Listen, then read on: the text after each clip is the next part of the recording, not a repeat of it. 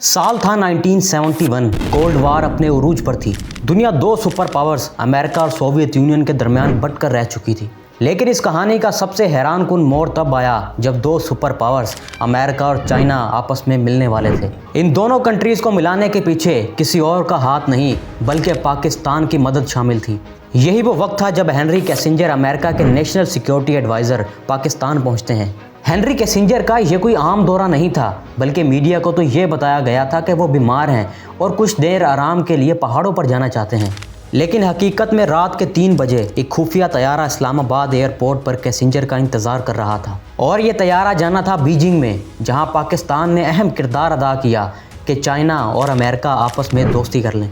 Henry Kissinger जैसे ही इस्लामाबाद में मौजूद तैयारे में बैठते हैं तो वो अपनी उड़ान भरता है चाइना के लिए। उस तैयारे में पहले से ही चाइनीज़ डिप्लोमेट्स भी मौजूद थे। अमेरिकन सीक्रेट एजेंट्स को ये लगा कि ये दुश्मन है और चंद लम्हों के लिए सूरत हाल इतनी ख़तरनाक हो गई कि सब ने जहाज़ के अंदर ही अपनी गन्स निकाल ली।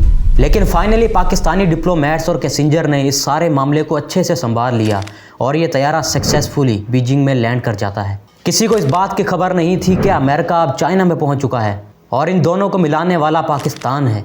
दोस्तों, यही वो लम्हा था जब चाइना और अमेरिका के ताल्लुकात की बुनियाद रखी गई। उस वक्त के पाकिस्तान के प्रेसिडेंट याहिया खान ने दोनों सुपर पावर्स के दरमियान एक ब्रिज का किरदार अदा किया। याहिया खान एक मिडिल मैन बन चुके थे। आगे चलकर जब भी चाइना ने अमेरिका को कोई मैसेज देना होता तो पहले वो याहिया खान के पास पाकिस्तान में आता, फिर यहाँ से उसे अमेरिका फॉरवर्ड किया जाता। लेकिन किसी को क्या पता था कि चाइना और अमेरिका की दोस्ती तो शायद नहीं होनी, लेकिन चाइना और पाकिस्तान ज़रूर एक अच्छे दोस्त बन जाएंगे। यही वजह है कि आज चाइना और पाकिस्तान की दोस्ती दुनिया भर में एक मिसाल है। इन्हें आयरन ब्रदरहुड का नाम भी दिया जाता है और इसकी जड़ें इन्हीं तारीखी वाक़यात में कहीं छुपी हैं। एक वक्त था जब चाइना को दूसरी दुनिया के साथ जुड़ने के लिए पाकिस्तान की ज़रूरत होती थी और आज ये दोस्ती दोनों कंट्रीज़ के लिए मिलकर तरक्की करने, एक दूसरे की मदद करने और भरोसा रखने की मिसाल है। यही वजह है कि एक रिपोर्ट के मुताबिक आज 81% पाकिस्तानी मानते हैं कि चाइना उनके लिए किसी अच्छे दोस्त से कम नहीं है। और लीडर्स का तो ये कहना है कि ये दोनों कंट्रीज़ की दोस्ती पहाड़ों से ऊंची, समंदर से ज़्यादा गहरी और शहद से ज़्यादा मीठी है। अब यहाँ सवाल ये पैदा होता है कि आखिर और कौन सी रीज़न्स थी जिसकी वजह से आज चाइना और पाकिस्तान इतने करीब आ चुके हैं। चलिए आज की इस वीडियो में हम इन दोनों कंट्रीज़ की हिस्ट्री के बारे में डिटेल से समझते हैं।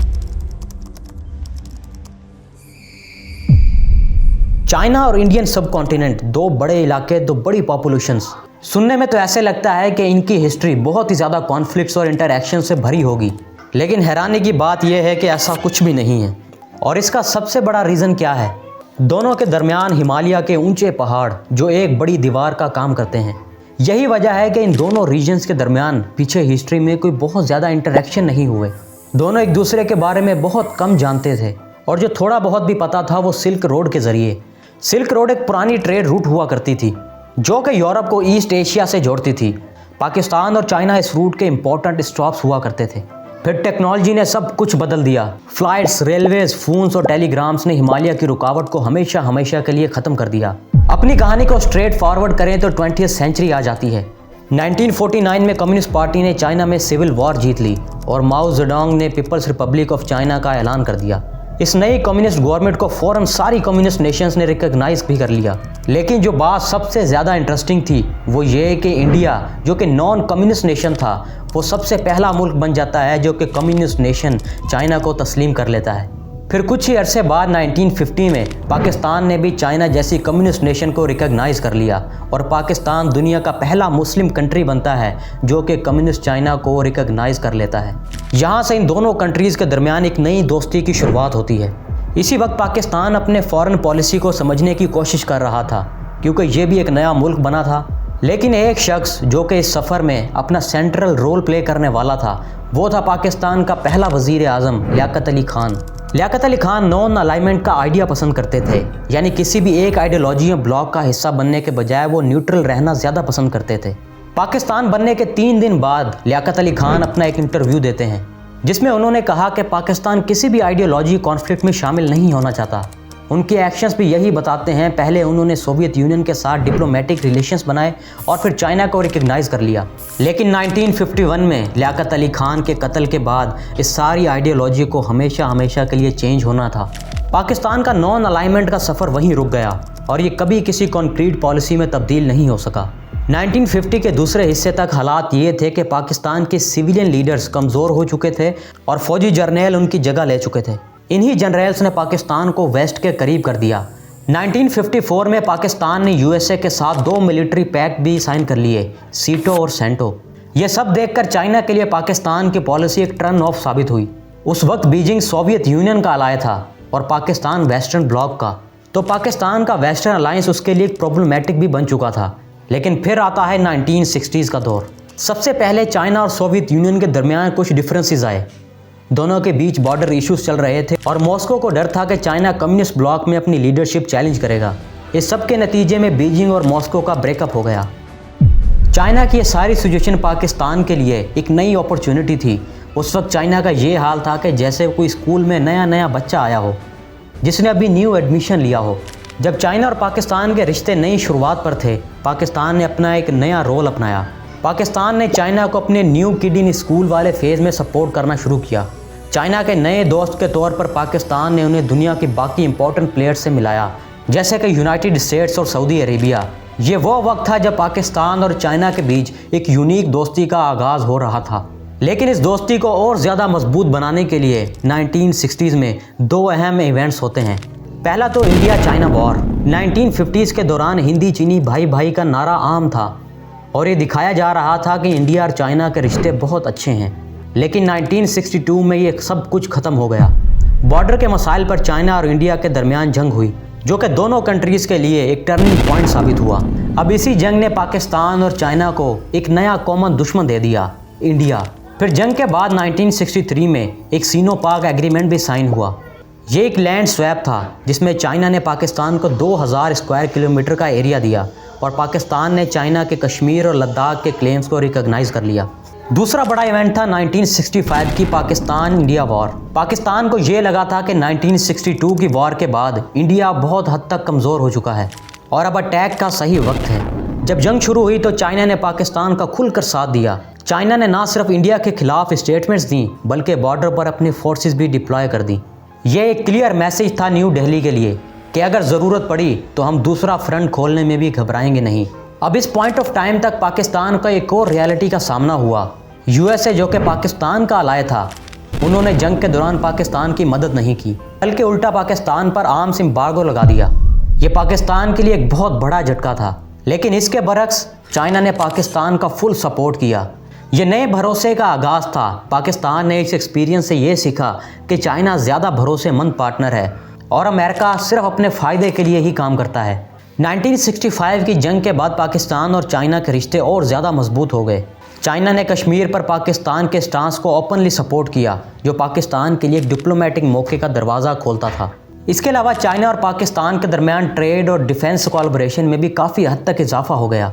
ये दोनों इवेंट्स 1962 की इंडिया चाइना वॉर और 65 की इंडिया पाकिस्तान वॉर ने एक ऐसे रिश्ते की बुनियाद रखी जो आज तक higher than mountains deeper than ocean के तौर पर जाना जाता है। फिर इसके अलावा 1971 की वॉर के दौरान पाकिस्तान, चाइना और यूएस का अलायंस एक नए लेवल पर पहुंच गया। ये एक ऐसा मूवमेंट था जहां चाइना और यूएसए ने पाकिस्तान की मदद की और वाशिंगटन तक ने यह कहा कि चाइना को मिलिट्री इंटरवेंशन करनी चाहिए थी। लेकिन किसी वजह से चाइना ने इसमें शामिल होना पसंद नहीं किया।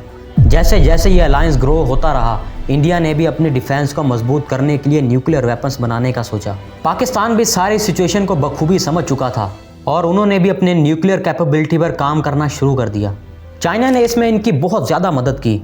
1982 में एक पाकिस्तानी प्लेन उर्मची चाइना से उड़ा, जिसमें वेपन्स ग्रेड यूरेनियम और एक ब्लूप्रिंट था, जिसमें न्यूक्लियर बॉम्ब बनाने का तरीका दिया गया था। ये प्रोसेस कुछ इस तरह था जैसे स्कूल में टीचर्स अपने स्टूडेंट को डिज़ाइन बनाने के लिए मटेरियल्स देते हैं, लेकिन फ़र्क ये था कि ये एक डिस्ट्रक्टिव वेपन था।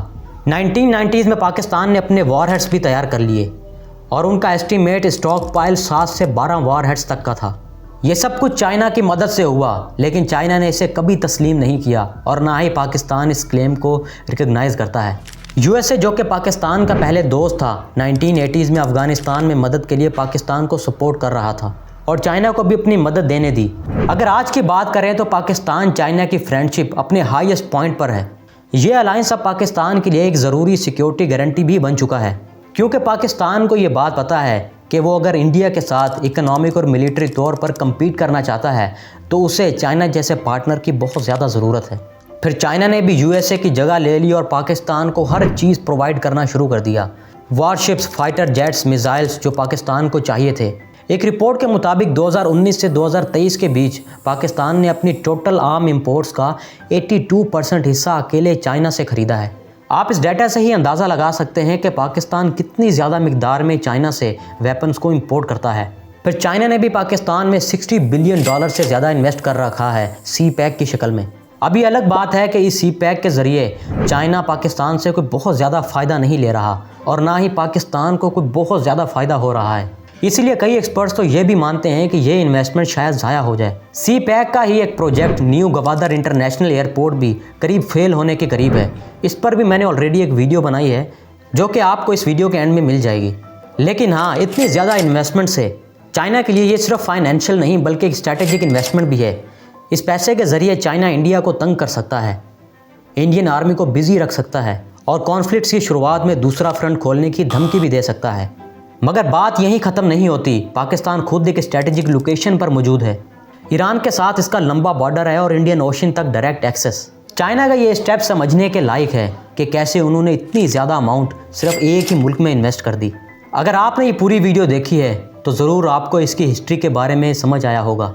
लेकिन यहाँ फिर ये सवाल पैदा होता है, क्या ये $60 बिलियन की इन्वेस्टमेंट पाकिस्तान चाइना के आयरन ब्रदरहुड के रिश्ते को तोड़ने के लिए काफ़ी होगा? इसका जवाब फ़िलहाल किसी के पास नहीं, लेकिन हाँ, आप अपनी राय का इजहार मुझे कमेंट्स में ज़रूर दे सकते हैं। और न्यू गवादर इंटरनेशनल एयरपोर्ट वाली वीडियो देखना चाहते हैं तो यहाँ पर क्लिक कर देखिए।